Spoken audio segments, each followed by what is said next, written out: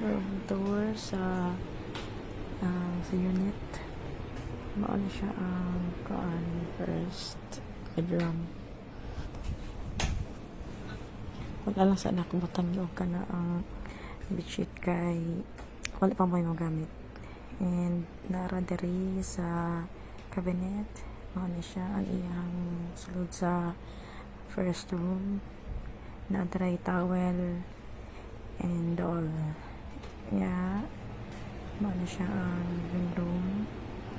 Aircon, and then let's go to the second room sa kanila unit. Yes, mauna siya. Dito niya siya parehag size sa bed ang kuan kaning isa. And then tanaw na to din ang iyang kuan view. Mauna siya yung view at night. Anya, yeah, na po siya yung aircon. Then mauna siya ang TV. Ano to dali ang kuan kanang sa lobby or sa terrace. Medyo kaning door kay gahi gina siya design siya para dili ka sa mga bata. Ano siya ang view at night.